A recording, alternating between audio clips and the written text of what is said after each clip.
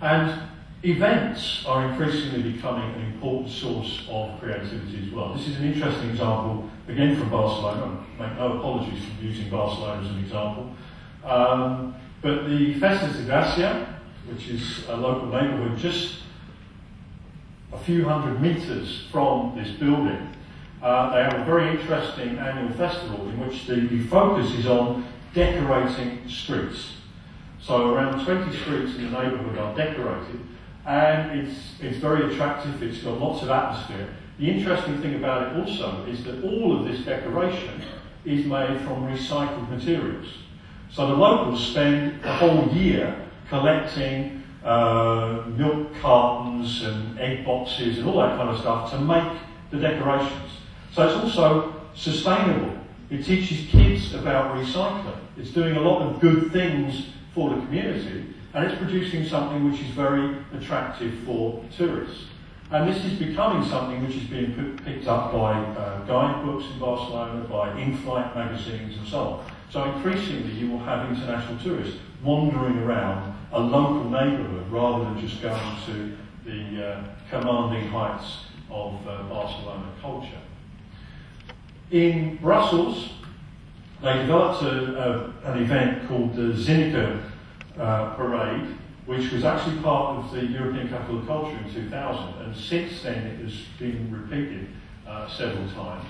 The interesting thing about this is that it is centrally based on creativity. The whole idea is that each of the neighbourhoods around the periphery of Brussels creates their own costumes, their own floats, and these kind of things, and that they then do this parade around the ring road, the inner ring road of Brussels, and then they come together in the centre of Brussels in a sort of collective meeting of creativity. And of course there is competition to see who's created the most interesting float, the best costumes, and all this kind of stuff. But the idea is also to exhibit this creativity to the citizens themselves, because this is something which is usually hidden. And on one day a year, suddenly it is there in the streets for everyone to see. And this has a very, very big impact, not only on the locals, but also on the tourists. So it's a very interesting model of developing a creative event. Creative events can also be much more small scale. This is an example from Scotland, where there is a Gaelic festival on the island of Uist, and the island itself only has a population of 4,000, but they attract 2,000 people for this festival, which is based on Gaelic culture and music and everything else. And the people who come are themselves artists and musicians. So it is really an artistic meeting which fills all of the available bed spaces, not just in hotels, but also in people's homes, for 4 days. And in terms of economic impact, it has an enormous impact on a very, very small economy. So creative tourism doesn't have to be large scale, it doesn't have to be in cities, it can happen almost anywhere. And even, arguably, for package tourists. This is an example of something that has been developed by the Grec Hotel hotel chain, which is the biggest hotel chain in Greece. They deal with major tour operators such as TUI and Thompson's, those kind of people. But what they provide is a space in which you can learn about traditional culture and where you can actually get engaged in creative activities, including cheese making and olive pressing, if it's the right time of year, and all these kind of things.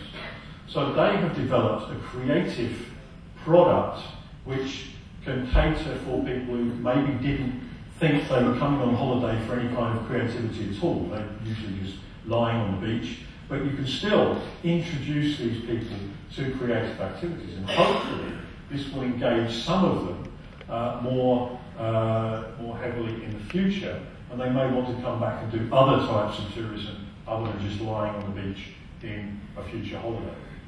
So, just to kind of round off, what I wanted to think about was, well, how do we actually increase the prospects for creative tourism? How do we make this work?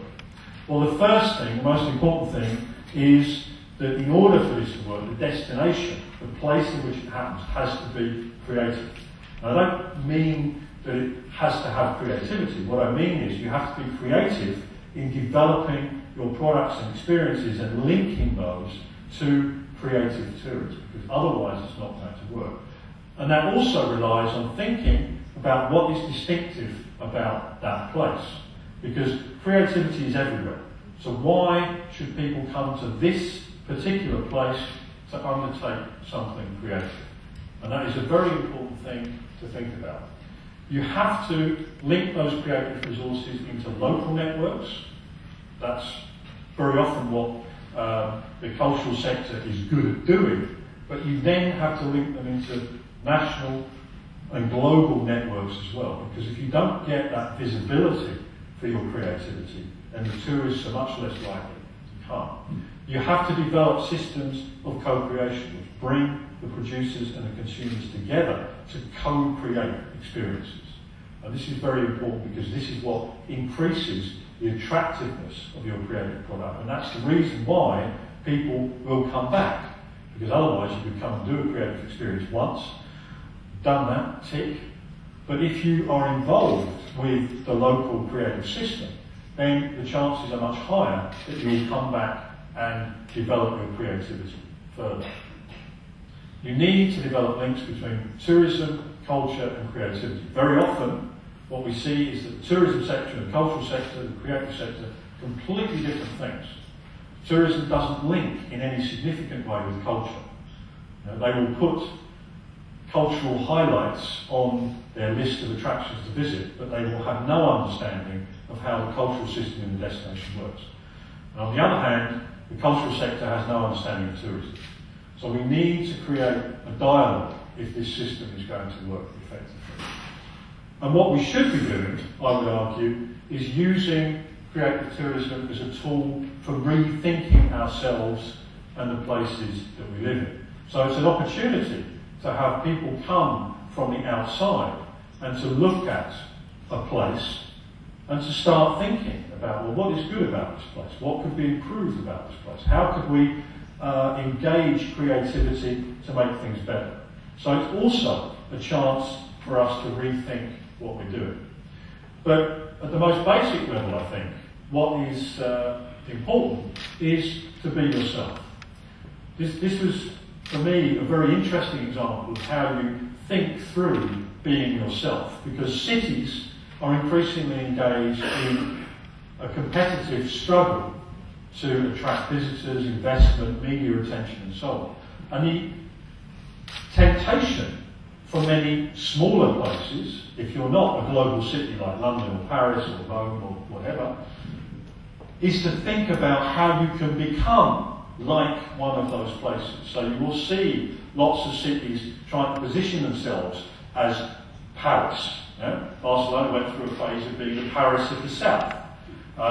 Amsterdam is the Venice of the north, and so on. But why should we try and be like somewhere else when we should actually be concentrating on being who we are? I think that is actually where your strength comes from. So this, for me, was an important learning moment when I came to Barcelona. So I will leave it there, and hopefully we'll hear a lot more about creative activities in Barcelona and elsewhere during the conference. All the